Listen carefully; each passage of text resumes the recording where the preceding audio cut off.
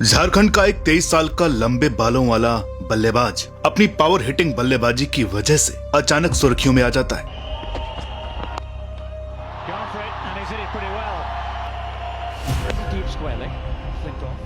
जिस पर नजर पड़ती है टीम इंडिया के सबसे पावरफुल कैप्टन सौरव गांगुली की। इसके बाद भारत को जाना था बांग्लादेश। दिनेश कार्तिक और पार्थिव पटेल के बावजूद भी इस बल्लेबाज को टीम में लेने के लिए दादा सिलेक्टर से लड़ पड़ते हैं। हालांकि इससे केवल कुछ ही महीने पहले दिनेश कार्तिक वनडे क्रिकेट में डेब्यू कर चुके थे, लेकिन जब बांग्लादेश के खिलाफ वनडे टीम चुनी जाती है तो सौरव गांगुली सबको हैरान करते हुए विकेट कीपर के लिए झारखंड के उस खिलाड़ी का नाम दे देते हैं। उस लंबे बालों वाले खिलाड़ी का नाम था महेंद्र सिंह धोनी।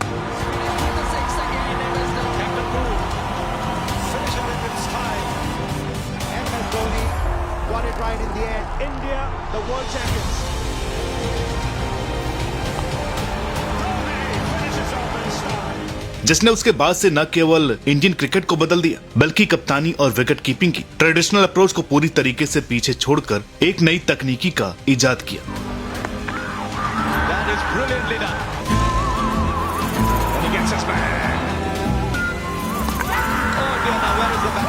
और जिसने पूरी की पूरी क्रिकेट की एक पारंपरिक शैली को बदल कर रख दिया। आज की इस वीडियो में हम बात करेंगे एमएस के कुछ नए फॉर्मूले की जिन्हें दुनिया आज तक फॉलो करती हुई आती है। आज बात captain cool, the wicket keeper, the finisher MS Dhoni की।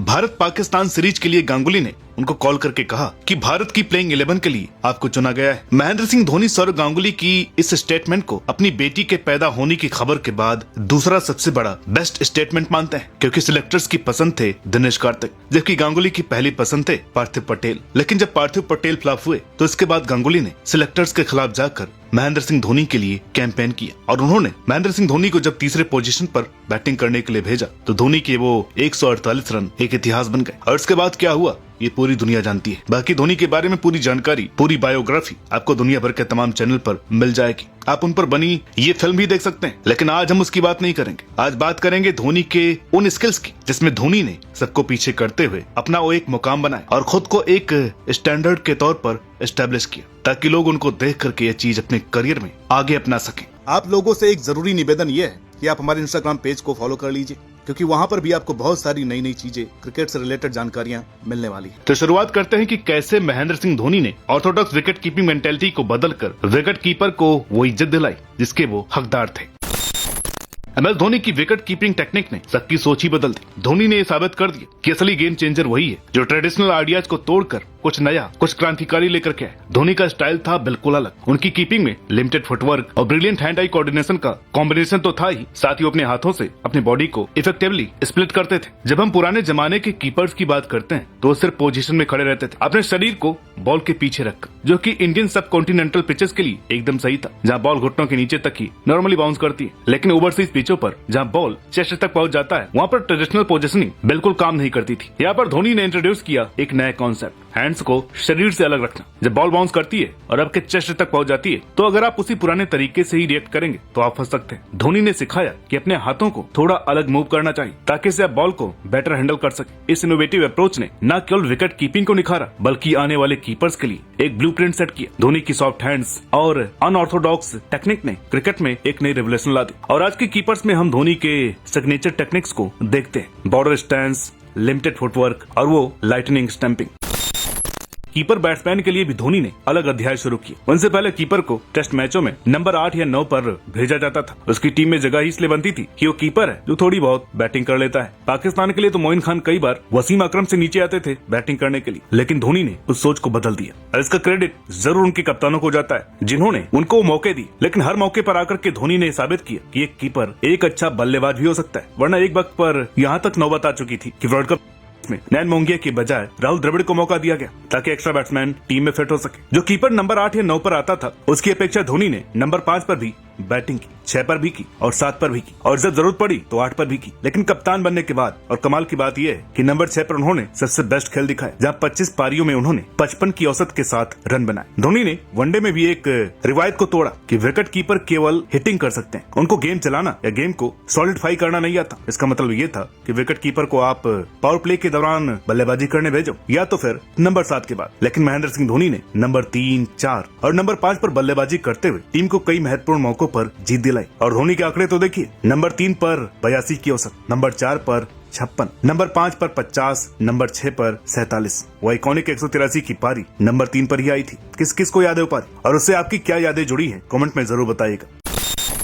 धोनी की बल्लेबाजी टेक्स्ट बुक क्रिकेट से बिल्कुल अलग थी, जहाँ बड़े बल्लेबाज फुटवर्क पर भरोसा करते थे, वहीं धोनी सिर्फ अपनी हैंड आई कोऑर्डिनेशन से गेंद को बाउंड्री के पार भेज देते थे। उनका आइकॉनिक हेलीकॉप्टर शॉट इसका सबसे बड़ा उदाहरण है, एक ऐसा शॉट जिससे उन्होंने दुनिया के सबसे खतरनाक यॉर्कर्स को भी नहीं बख्शा। उसकी टेक्निकलिटीज की बात आगे करेंगे। धोनी की बॉटम हैंड पावर इतनी जबरदस्त थी कि बिना ज्यादा बैलेंस खोए वे गेंद को स्टेडियम से बाहर भेज सकते थे। उनकी फिनिशिंग एबिलिटी उन्हें बाकी खिलाड़ियों से अलग बनाती थी। उन्होंने कई मौकों पर साबित किया कि दबाव में वे सबसे ज्यादा खतरनाक है। उनकी सबसे बड़ी रणनीति थी खेल को डीप में ले जाना और आखिरी ओवर्स में गेंदबाजों की धज्जियां उड़ाना। 2011 वर्ल्ड कप आपको याद ही होगा। जैसे जैसे धोनी की उम्र बढ़ी, उन्होंने अपनी बल्लेबाजी को भी बदला। रिफ्लेक्सेस धीमे हुए, लेकिन उन्होंने एक बैक हैंड क्रॉस सफल डेवलप किया, जिससे वो स्पिन और पेस दोनों के खिलाफ बैलेंस बना सके। अब वो सिर्फ बड़े शॉट्स पर निर्भर नहीं थे, बल्कि स्ट्राइक रोटेशन और गेम अवेयरनेस का भी पूरा फायदा उठाते थे। यही वजह थी कि अपने करियर के आखिरी दिनों तक भी मैच विनर रहे।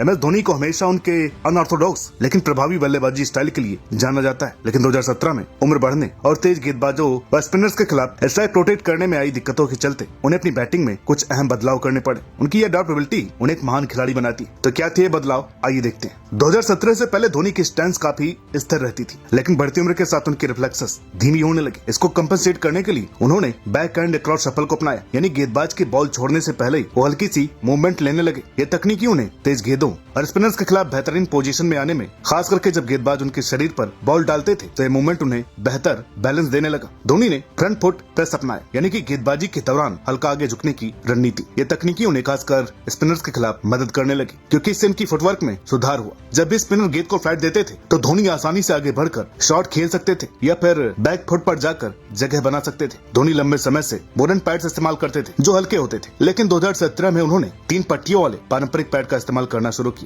इन पैड से उन्हें फ्रंट नी को मोड़ने में आसानी हुई, जिससे उनकी बैलेंसिंग और फ्लेक्सिबिलिटी बढ़ गई। खास करके स्पिनर्स के खिलाफ नी फ्लेक्शन सुधारने से उनका शॉट सिलेक्शन और बैलेंस बेहतर हो गया। इन तकनीकी बदलावों से धोनी ने अपने 2 सबसे बड़े मुद्दों को सुधारने की कोशिश की। पहला, बीच के ओवर्स में स्ट्राइक रोटेट करने की समस्या। दूसरा, डेथ ओवर्स में अपनी पुरानी विस्फोटक बैटिंग वापस लाना। हालांकि ये बदलाव पूरी तरह से कारगर नहीं हुए और 2018 तक धोनी अपनी पुरानी तकनीकी पर वापस लौट आए। लेकिन ये जरूर दिखाता है कि धोनी कभी भी स्थिर नहीं रहे, वो हमेशा अपने खेल को सुधारने की कोशिश करते रहे। यही कारण है कि उन्हें सिर्फ एक महान क्रिकेटर ही नहीं, बल्कि एक थिंकर ऑफ गेम भी माना जाता है। अगर क्रिकेट में किसी बल्लेबाज का नाम लिया जाए जिसने सबसे ज्यादा यॉर्कर लेंथ डिलीवरीज को चक्के में बदला, तो MS धोनी का नाम सबसे पहले आएगा। उनके हेलीकॉप्टर शॉट की कला और रिस्ट पावर ने दुनिया के बेस्ट गेंदबाजों को भी चौंका दिया। पर सवाल ये उठता है कि उन्होंने यह असंभव सा दिखने वाला काम मुमकिन कैसे किया। धोनी की सबसे चर्चित शॉट, जिसे मलिंगा जैसे गेंदबाज के खिलाफ भी आसानी से खेलते थे, ये शॉट एक क्विक रिस्ट फ्लिक के साथ खेला जाता है, जहाँ बल्ले का फॉलो थ्रू हेलीकॉप्टर ब्लेड की तरह घूमता है। जैसे ही गेंद उनके पास गिरती, धोनी अपनी बॉटम हैंड और रिस्ट पावर यूज करके बल्ले को तेजी से घुमाते थे। इस शॉट में लोअर हैंड का कंट्रोल बेहद ही महत्वपूर्ण होता है, जिससे गेंद को ऊंचाई और पावर मिलती है। धोनी की दूसरी खासियत थी उनकी स्टेबल लोअर बॉडी और लो स्टैंस, जिससे वो यॉर्कर गेंद के नीचे आने में सक्षम हो जाते थे। जब गेंदबाज यॉर्कर फेंकते थे, तो धोनी हल्का सा बैक नी बेंड करके खुद को स्टेबल करते थे। ऐसे उनका बैलेंस अच्छा रहता था और वो गेंद को जमीन से उठा करके हिट कर पाते थे। लेकिन जब गेंदबाज धोनी को वाइड यॉर्कर से रोकने की कोशिश करते, तो अपना बैट एंगल एडजस्ट करके गेंद को पॉइंट या कवर के ऊपर से मारते थे। इस दौरान रिस्ट पावर और फुल एक्सटेंशन का भरपूर उपयोग किया जाता था।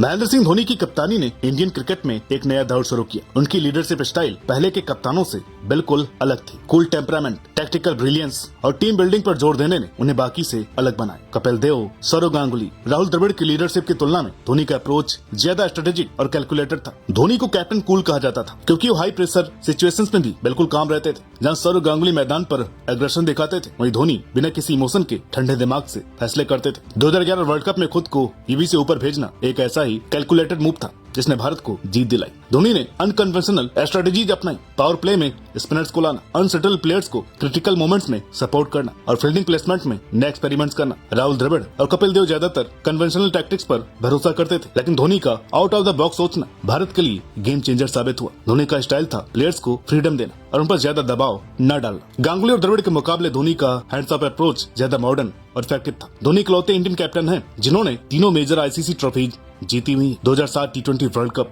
2011 ओडीआई वर्ल्ड कप और 2013 चैंपियंस ट्रॉफी। कपिल देव ने और गांगुली की लीडरशिप में इंडिया ओवरसीज में मजबूत बना, लेकिन धोनी हर फॉर्मेट में कंसिस्टेंट रहे। धोनी मैदान पर सिर्फ ऑर्डर्स नहीं देते थे बल्कि खुद परफॉर्म भी करते थे, चाहे लास्ट ओवर में छक्का मारकर मैच जिताना हो या लाइटनिंग फास्ट स्टैंपिंग से गेम बदलना हो। राहुल द्रविड़ की लीडरशिप अंडरस्टेटेड थी, जबकि धोनी क्लच मोमेंट्स में फ्रंट फुट पर आते थे। धोनी ने टफ डिसीजंस लेने से कभी परहेज नहीं किया। उन्होंने सीनियर प्लेयर्स को ड्रॉप करने से भी गुरेज नहीं किया अगर वो टीम की लॉन्ग टर्म सक्सेस में फिट नहीं बैठते थे। हालांकि इस वजह से इनकी आलोचना भी। महेंद्र सिंह धोनी सिर्फ एक नाम नहीं बल्कि पूरी एक लेगेसी है। उन्होंने न सिर्फ क्रिकेट को नए तरीके से खेलना सिखाया बल्कि यह भी दिखाया कि अनकन्वेंशनल सोच भी सफल हो सकती है। उनकी कीपिंग रेवलेशन हो या फिर फिनिशिंग मास्टर क्लास, धोनी ने हर रोल में एक्सीलेंस की परिभाषा लिखी। उनकी कामनेस, फियरलेस एटीट्यूड और नेवर गिव अप स्पिरिट ने हर किसी के लिए एक सीख बनने का काम किया, चाहे मैदान पर हो या फिर जिंदगी में। तो दोस्तों, उम्मीद करते हैं कि आपको ये वीडियो पसंद आई होगी। हालांकि ये वीडियो उन्हीं को पसंद आएगी जिनके अंदर क्रिकेट का सबसे बड़ा कीड़ा होगा। और अगर आपको भी वीडियो पसंद आई हो तो इसे लाइक कीजिएगा, शेयर कीजिएगा,